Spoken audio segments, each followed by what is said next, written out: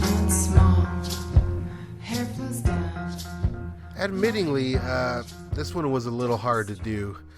While with many of my other supposed favorite directors, I can easily spot my top pick, and I intend on sharing all of those with you in due time. However, with Richard Linklater, well, let me start at the beginning. As a kid, luckily I had an older brother who was into this stuff and access to IFC and Sundance when they were IFC and Sundance. So getting a front row seat to these, indie directors exploding into popularity and its aftermath, well, it was truly a gift and something I did not take for granted. In that time, I was introduced to my favorite directors. Aside from Linklater, we're talking Tarantino, Rodriguez, Tom DeCillo, Jim Jarmusch, Lars von Trier, and Kevin Smith, who will be the subject of the next episode. And those, of course, are just to name a few. With all those directors, though, I'd say it's pretty clear and cut as far as my favorite films, but with Linklater, he really does have a one-of-a-kind career. He never really settled into one type of film. He would never have a Tarantino verse or a View Askew verse, and Linklater would never really take serious subject matter and squish it through, uniquely personal lenses that make said director's films instantly recognizable. Not Linklater. You know what I mean. It could even be said that Linklater has no signature style, although it could also be argued that he did at this point in his career. Making stories about young adults told through a single day. But either way, Linklater is still regarded as a uniquely legendary filmmaker, kind of a riskier Rob Reiner, if you will. Something about his films has always drawn audiences, and every one of them was a hit in its own right, and Linklater is still largely in the scope and conversation of film till this day.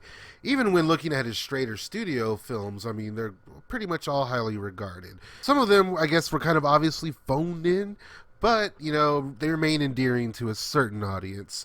And some have completely disappeared, although wrongfully. Take the Newton Boys, for instance. Literally nobody talks about this film. But Linklater's love for Texas is shown throughout, and it makes for a decent studio western, if not based on the performances alone. But one of his movies early on made the most impact on me. A film about coming-of-age teens searching for their place in life, each having their own troubles to deal with, a star-studded affair with an amazing soundtrack, a film that really seems to have personal ties to Linklater himself. That's right, I'm talking about SubUrbia. Nothing ever changes, man. 50 years from now, we're all gonna be dead, and there'll be new people standing here, drinking beer, eating pizza, bitching and moaning about the price of Oreos, and they won't even know we were ever here. Yo, you're getting me all upset here.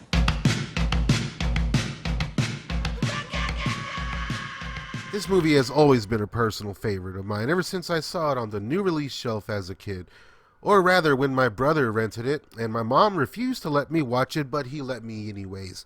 Thanks, dude. SubUrbia tells the tale of some aimless Texas 20-somethings lingering through life and spending the days hanging out at the local Circle a corner store that they call home, regardless of the owner's objections. But when a former classmate, who's now a rock star, decides to come to town to visit, the group finds themselves disrupted, as they must all confront their current states in life and confront whether or not they have a reason to go on, all leading to one hell of a finale and a very unique take on the genre. Seeing this early on, I must have been like 11, well, I recognized there was a lot of elements that I must be missing here.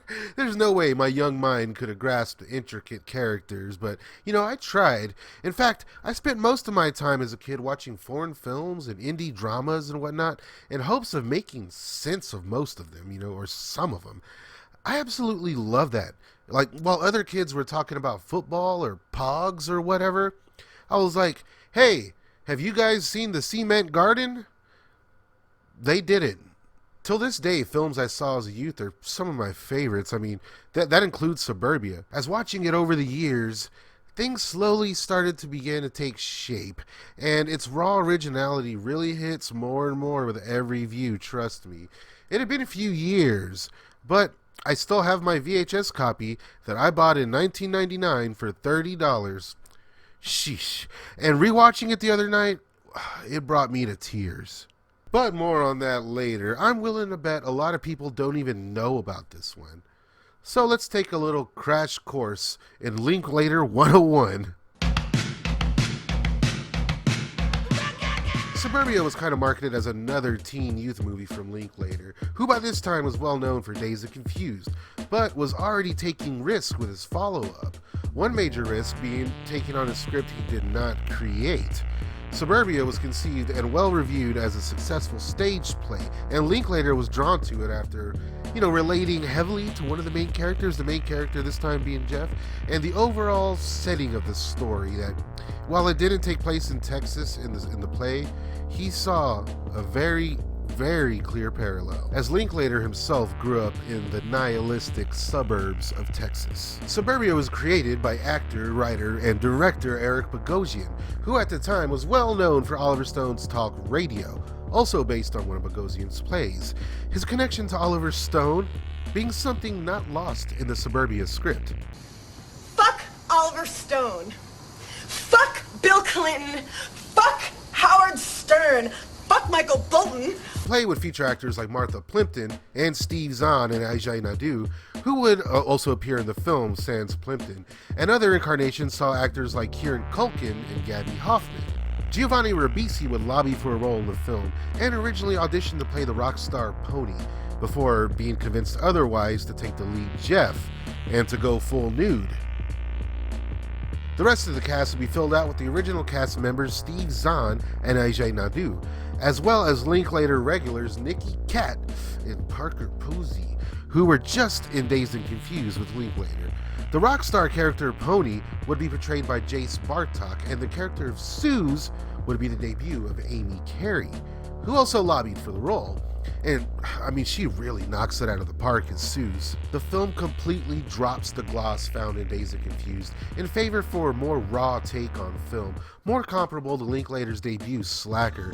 And while SubUrbia is an indie film, they weren't exactly indie, but whatever.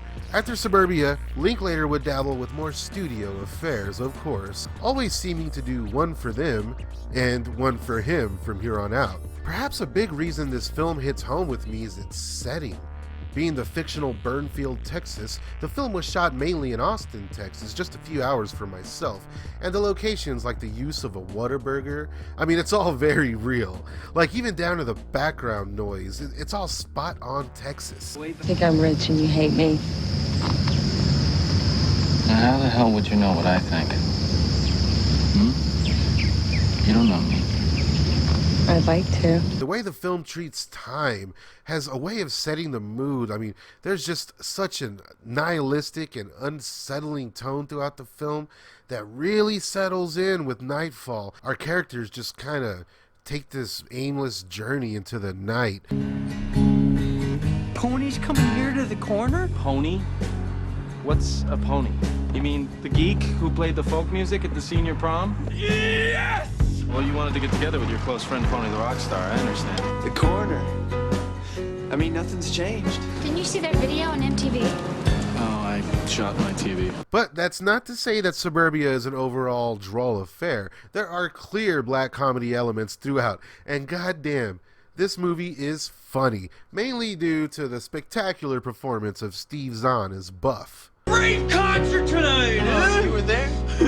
No! And Zahn's exuberance would be paralleled here by Nicky Katt's tormented military vet Tim, a slightly racist, slightly drunk, slight asshole who basically lives to make the Circle A store clerk miserable, as we see their conflict take up most of the narrative here. The film really somehow uses its strange characters as almost conduits for expansion, all at a bit of a standstill. With Jeff, we get an aimless and negative yet opinionated point of view, all to his own detriment. The guy really is his own worst enemy, and he just refuses to grow. Although his girlfriend Suze has a real passion and drive to get out of town and pursue her dreams regardless of risk. And his buddy Buff, again aimless, but much more positive and with an intoxicating outlook on life, pun intended.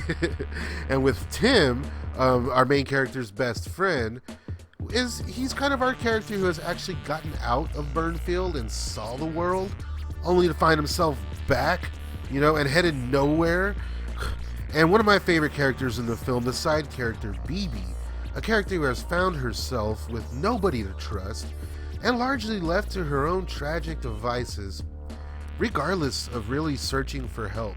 Among it all, our rock star pony, a former friend of the bunch who was also just kind of a dork that no one really liked, who either lucked out or was just of the right talent and poise to get out of this town on his own merits. Merits that Jeff sees as a threat to his supposed future. You still living at your mom's? He's rich and he's famous. He's got everything and you've got nothing. When I said earlier that, rewatching Suburbia recently, that it brought me to tears, man, oh man, I found myself, now in my mid-30s, watching the film with wholly new eyes. Now being older than the main characters themselves, I got a real sense of longing and despair via, issues from my own past. Issues seemingly lost or abandoned in my surreal 20s. And when confronted with them again, it makes for a somber watch, as Suburbia is an unabashed look at what most people would consider an ideal life, if they considered it at all. I don't need a limousine to know who I am, all right? Right on. You know what? He doesn't need the limo, man. I don't have an answer. I don't have a message. Okay, great. Well, now he's crying. From the nihilistic, self-defeating Jeff to the victimized and ignored BB, the film plays out like a play on screen in all the best ways, though. Like, there's good ones and there's bad ones. Suburbia is a good one. Oh, and we have to talk about the soundtrack a little bit, right? One of the most underrated soundtracks from the 90s, if you ask me, featuring tracks from the Meat Puppets, Gene Pitney, Skinny Puppy, Ministry, Beck, Superchunk, and original music from Sonic Youth, and some tunes written by Bogosian himself. Linklater would of course grow to be a household name years later with School of Rock, and would take on award season with Boyhood. But it will always be his more experimental films that stick with me. More so, his raw indies from the 90s that cemented Linklater as the most daring director of the bunch, or at the very least, one of the most personal. These days, I really feel the film is largely forgotten and is in dire need of its own Criterion edition. Linklater doesn't seem to comment much on it, and aside from this press packet that I got on the set of the film delivered to yours truly, there really is no info out there, not aside from what's in that little pamphlet. Ironically, though, the film would be well received by fans and mainstream media, like most of his stuff back in those days. So I just don't get why this one didn't hit. I don't know if it's a Warner Brothers film. Maybe they just decided not to push it. I don't know. It is a pretty nihilistic movie, like I was saying. But again, well regarded by fans and all critics, mainstream critics alike. In fact, C-School and Ebert gave it a shining review.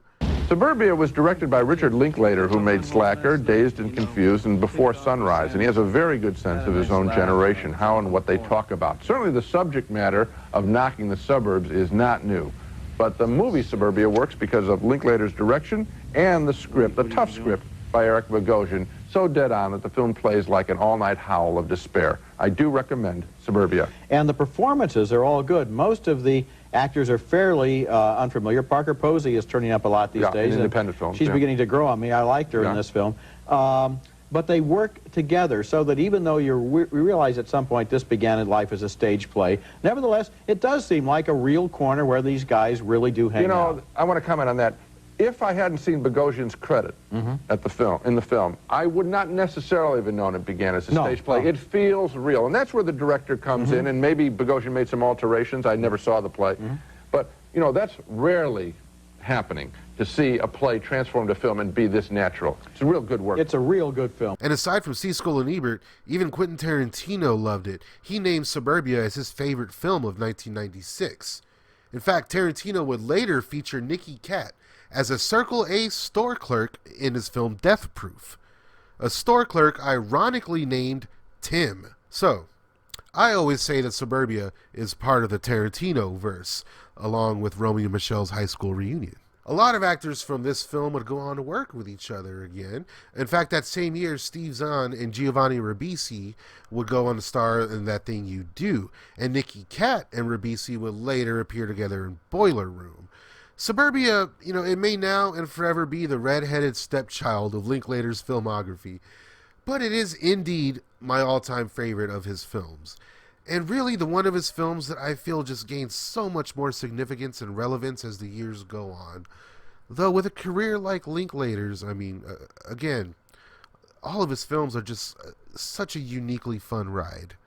You don't think that after they called the cops on me, her and Mohammed had a nice laugh? No. No? Well, I disagree. Now, you might be wondering what my honorable mention would be, and I would say my honorable mention here would probably be Dazed and Confused. I love that movie. But my least favorite of his films, well, my least favorite Richard Linklater movie, I would have to say is his worst, is Fast Food Nation.